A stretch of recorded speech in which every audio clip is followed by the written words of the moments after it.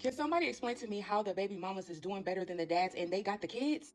What is going on in the nation that the moms with the children, the custodial parents, are doing better than the parent that don't got the kids? The mom is taking family vacations with the kids. Just her and the two kids is at Disney World. And the dad is like, I ain't got it. When she asked for $50 for a graduation.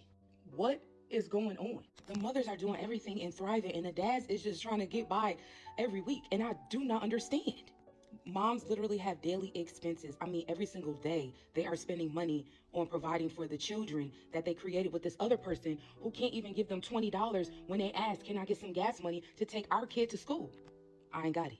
How are men acting like their life is so much harder than the women who got children? Why is he sinking when you're thriving? Well, spiritual law, I know from personal experience. I'm going to give you a scripture. Because you have done this, cursed are you.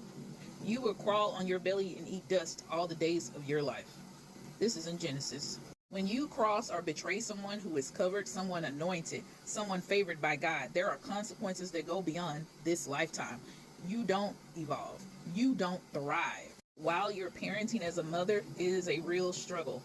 My daughter was terminally ill with cancer and neurodivergent. I had to pay for my village.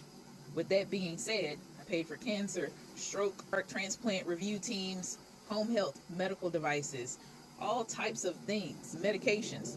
This man was not even in that scenario. Private school, private tutor, nannies, 504 plans at school, summer camps, private martial art lessons because she's a girl and needs to know how to defend herself.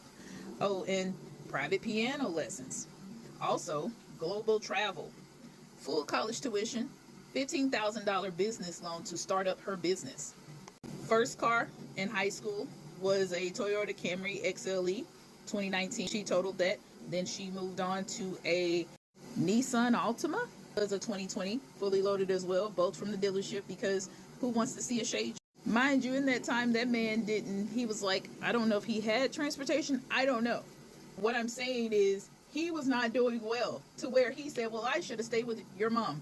Like he ever was. I was a minor who this man should have went to prison, but I was neglected and unprotected. So when his mother flew from Africa because she worked for the embassy, my toxic maternal figure accepted something. For my daughter, I didn't do processed food because if you are a cancer survivor as well as neurodivergent, you can't have those type of things. So I had to cook and also sit down to dinner with her every evening and have conversations without the cell phone. Why? Because I'm teaching you patience and not instant gratification. I'm being present and available. I have to do everything because I'm the team. And so you have to understand burnout is going to be a real issue in the event they get older and they still continually need you. So you need to make sure you're doing things for yourself because this person has already shown they're not going to be there. In my situation, he triangulated her, weaponized his incompetence to where I had issues with her because she was like, well, he's doing the best he can. He wasn't. He was a contractor in Afghanistan and Iraq. And he lied to the courts about his money, so he only had to pay approximately $300 and some a month for child support. And he said, well, my lifestyle and my Lexus vehicles were because of him. And I said, you're delusional.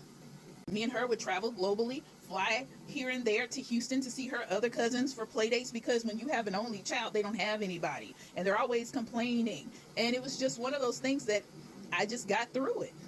You need to make sure you're there for you because me being a person on the spectrum, I had to make sure she had a therapist. Why? Because she had already been exposed to cancer. That's PTSD. She also had been exposed to a parent who was highly likely narcissist, who gaslit her all the time and weaponized me. So we were in a dynamic of so many things. And I rarely, if ever, asked him for anything outside of child support. If she asked him, she would say, well, he said no. I didn't really care because it would have to get done. I was engaged and I had someone, and that was that. But now she's an adult. I call her millions. And to the ones watching, let this be your reminder. Betrayal, psychopathy, narcissism might feel like power in the moment, but when you curse what's anointed, you receive the experience you bestow.